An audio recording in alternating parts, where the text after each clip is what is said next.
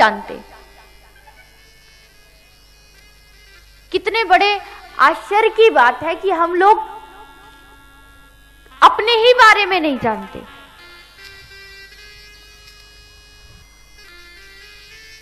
अच्छा, आश्चर्य किसे कहते हैं? मान लो कोई आदमी कहता है कि एक एरोप्लेन है, बिना रोड के उड़ता है हवा में, इतना सारा सामान लेके, कितना बड़ा आश्चर्य है। लेकिन ये कोई आश्चर्य नहीं है।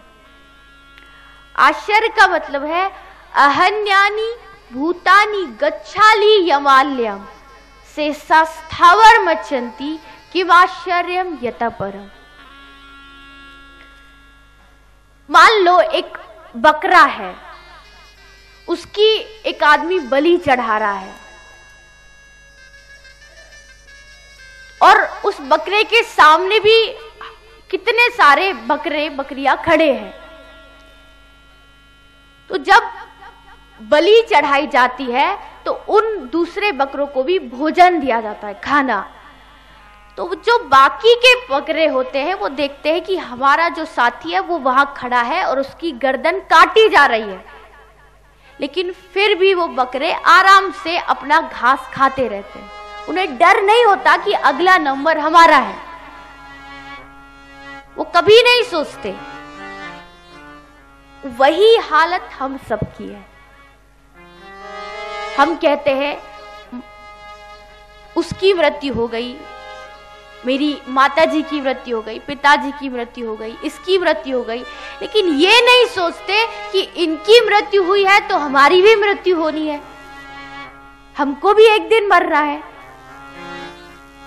सबसे बड़ा आश्चर्य तो यही है कि हम लोग जानते हैं हमें मरना है, लेकिन फिर भी हमेशा हमेशा हमारी इस पृथ्वी पर ही रहने की इच्छा करती है। कभी मन नहीं करता कि इसे छोड़ के जाए।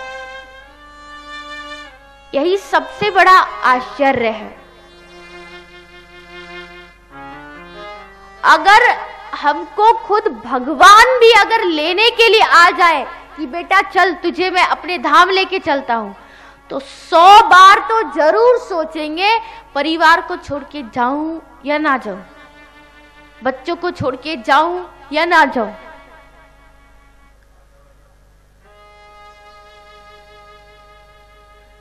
एक बार श्री नारद जी पृथ्वी पर घूम रहे थे, तो श्री नारद जी ने देखा कि एक बूढ़ा बाबा पृथ्वी पर बड़ा कष्ट पा रहा है, बहुत दुखी है, चल फिर नहीं सकता है।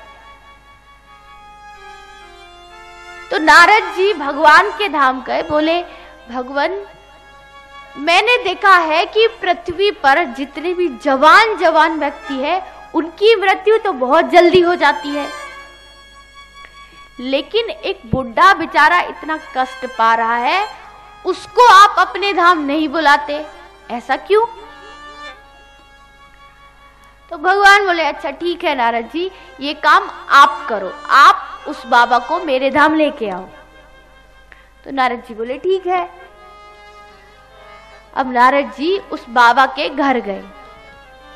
बाबा आया, नारद जी को अंदर बुलाए, नारद जी बैठे, बोले बाबा मैं तुमको भगवान के धाम ले जाने आया हूं, चलो। तुम्हारी मृत्यु होती तुम ना जाने कहां जाते, भगवान मिलते ना मिलते, लेकिन अब मैं तुमको सीधा भगवान के धाम ले जाऊंगा। तो बाबा थोड़ा सोचने के बाद बोला कि नारद जी वैसे तो सब ठीक है, लेकिन अभी मेरा एक बेटा है, उसकी शादी हो जाए तब आपके साथ चलूंगा। अरे हर माँ बाप का कर्तव्य है बेटे बेटी की शादी करें, तो बेटे की शादी हो जाए तब चलूंगा। तो नारद जी बोले अच्छा बेटे की शादी करनी है? बोला हाँ। तो नारद जी बोले ठीक है तू बेटे की शादी कर, बाद में आऊंगा। अब बेटे की शादी हो गई। अब श्री नारद जी दोबारा से आए, बोले बाबा अब तो बेटे की भी शादी हो गई, अब चलो। तो बाबा बोला कि नारद जी बस एक पोते का मुंह और देख लूं, उसके बाद चलूंगा।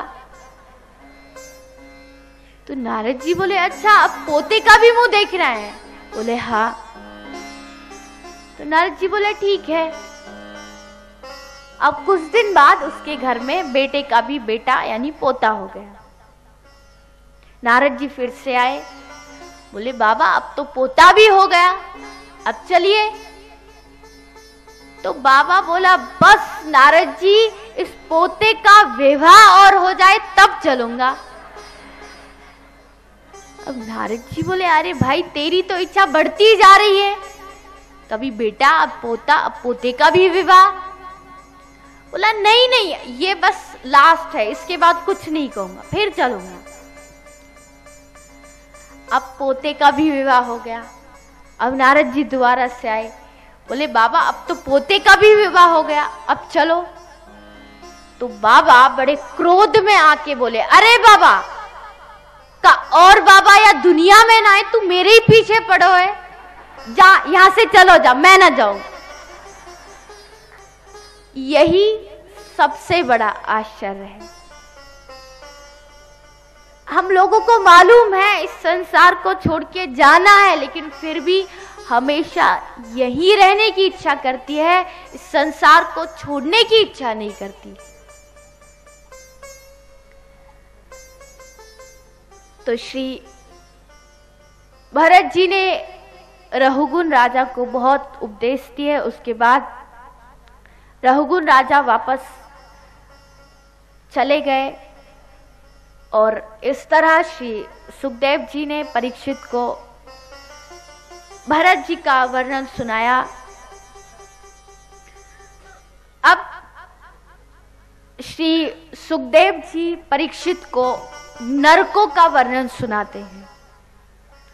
यानी जो आदमी जैसा जैसा कर्म करता है उसको वैसा वैसा नरक भोगना पड़ता है।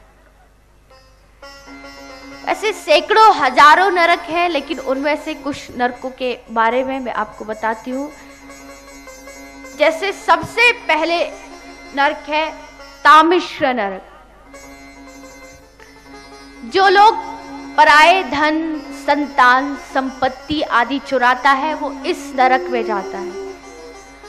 वहां उसे खाने पीने के लिए कुछ नहीं, उसे उल्टा लटका के डंडों से उसकी पिटाई की जाती है।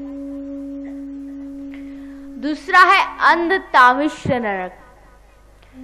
जो लड़का लड़की छुप के प्रेम करते हैं वो इस नरक में जाते हैं। जो लड़का होता है एक लोहे की लड़की गर्म करके उससे चिपका दिया जाता है, और लड़का होता है तो एक लोहे की लड़की गर्म करके। तीसरा है कुंभी पाक नरक। जो लोग छोटे मोटे जीव जंतु आदि को मारते हैं वो लोग इस नरक में जाते हैं। जैसे कुछ लोग चींटियों को मारते हैं, मक्खी मच्छरों को मारते हैं। अच्छा, कितने लोग मच्छरों को मारते हैं? जरा हाथ खड़े करना। सभी मारते हैं। अच्छा, मच्छरों को क्यों मारते हो? काटते हैं। अरे मच्छर से ईमानदार जीव इस संसार में और कोई भी नहीं होगा, क्योंकि जब वो आपको काटने के लिए आता है तो पहले आपके कान के पास आके सावधान करता है कि सावधान, मैं तुझे काटने आ रहा हूं। तो वो तो आपको सावधान करता है, फिर उसे क्यों मारते हो? उसने आपका क्या बिगाड़ा है? तो इसीलिए जो भी मच्छरों को मारते हैं, मच्छरों को मारना बंद करो वरना नरक में जाना पड़ेगा। अरे मच्छर के अंदर भी इतनी ही बड़ी आत्मा है जितनी कि आपके अंदर है। ऐसा नहीं कि मच्छर के अंदर छोटी आत्मा है, आपके अंदर बड़ी है। मच्छर को मारोगे तो भी एक आदमी की हत्या का ही फल मिलेगा, इसलिए मच्छर मारना बंद करो।